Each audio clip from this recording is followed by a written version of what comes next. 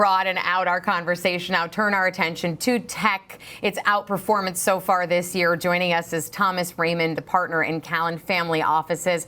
Now, Thomas, thank you for being with us today. You know, we are constantly talking about, when we talk about the tech sector, the importance of AI and how it's driving pretty much everything right now. Are we overstating it? Is it a buzzy word? Are we understating the importance of AI at this point?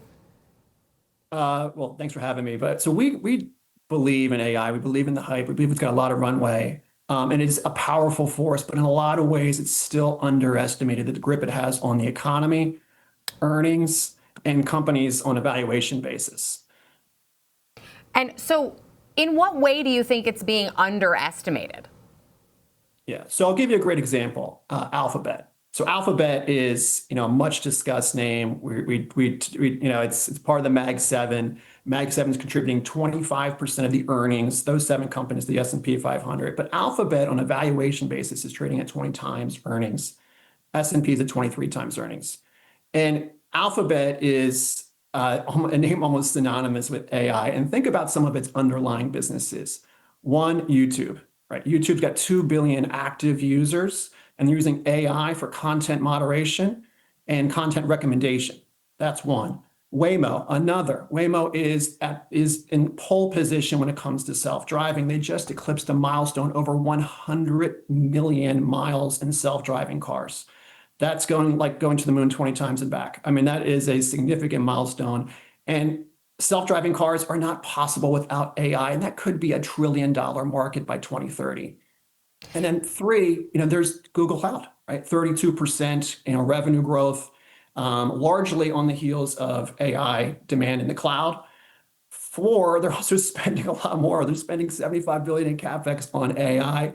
So all these things are coming together that tell you that there's a lot. I mean, this name should be richly valued. It has a lot of growth engines, growth pistons there, but it's trading at a discount to the S&P 500. So is AI a real thing? Yes. Is it still being properly appreciated in a lot of ways? No. And Alphabet's a pretty good example of just that.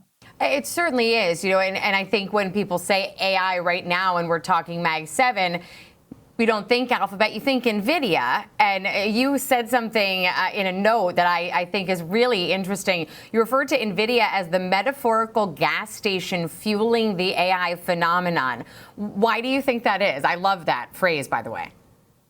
Oh yeah, no pride in authorship. You can use it when you will. But I mean, it is the centerpiece of this AI phenomenon, and it's also a name that continues to be discounted in a lot of ways. Its last earnings outperformed. They outperformed on a top line basis and bottom line basis. Top line, they generated $44 billion of revenue.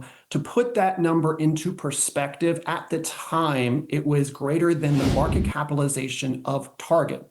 Right, so Target, the name we all love in retail, its retail presence. But I mean, it is just it continues to defy doubters. It is that gas station fueling the AI phenomenon, and we just feel like there's just so much runway in front of it. I love the perspective here, the trips to the moon. You don't think about revenue in terms of market cap of another company. Target is certainly one everybody knows and thinks of as being huge, and that's the quarterly revenue for Nvidia. So great perspective there. What other tech do you think is being overlooked? Well, it's tech is, and there's a lot of different ways, a lot of different verticals here, but just to give you one other perspective, just tech's grip on the economy at large. The economy is a consumer-driven economy. We can kind of get into the health of the consumer. I'm happy to do so. But today's consumer is influenced by a tech created in a lot of ways in 1998 by a bunch of guys in Silicon Valley in a dorm room, right? And that being PayPal. In the last century, right, we had a recession on average every 5 years. PayPal comes along, and now we have recessions every 9 years. Why is that? Because what they did is they fundamentally changed the consumer experience and how we shop and pulled down the guilt and impediments when we hand over physical cash. Now we can do that digitally. And in 2013, we eclipsed a seminal moment where digital cash payments eclipsed physical cash payments. So is it surprising that we're now in a more, we have less incidence of recession? Probably not, because the consumer can spend, and when they can spend, they will. They'll spend money they have. They'll spend money they don't have. And so that's one other kind of way to think about tech in today's context.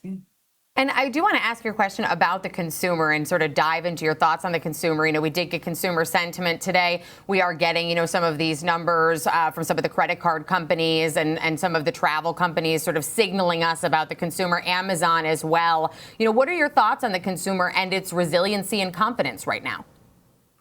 Well, today's data was a little bit disappointing, but go back just a couple days ago to the GDP print that had far exceeded expectations for the second quarter, that consumer-led GDP. So we don't want to be hyperactive to kind of just any data point. But when we look forward, we see three things. We see one, fiscal stimulus that's now coming our way. It's going to be, SALT tax relief, tax on tips, things like that. Two, we see corporate stimulus. We've got $320 billion of CapEx coming from Meta, Microsoft, Amazon, and Alphabet alone, just those four companies. And then three, what's changed today, besides kind of reflecting on that somewhat disappointing jobs number, is we've got monetary stimulus. It seems all the more likely, right? So yesterday there was expectations of one rate cut by the end of the year. Now there's two.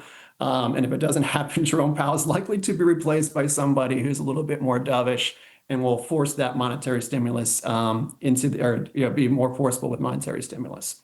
Yeah, watching the FedWatch tool the last 2 days has been like being on a roller coaster ride, watching those numbers change. But we appreciate you being with us today, Thomas. Thanks for talking tech with us. That's Thomas Raymond, who's a partner in Callan Family Office.